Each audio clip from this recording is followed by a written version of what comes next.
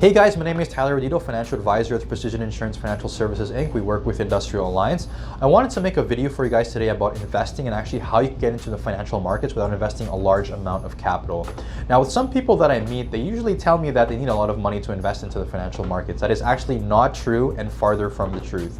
Now, with something called equity funds, you're actually able to get into a group of stocks without contributing a large amount of capital.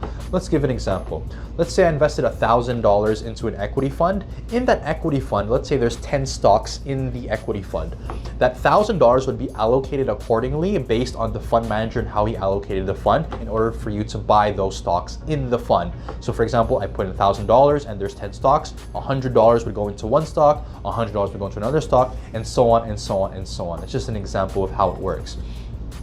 The unique thing about equity funds is that it's actually diversified as well. So let's say, for example, you're investing in 10 different stocks. If 5 stocks go up and 5 stocks go down, the risk would be mitigated because it would be averaged out, the rate of return.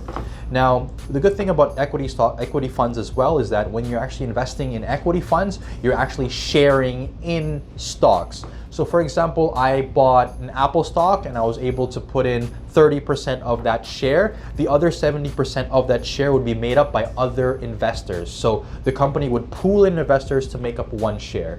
So I hope you guys learned a lot today. That's basically how equity funds work.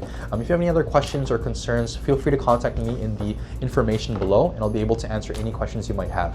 Thank you and see you in the next video. Take care.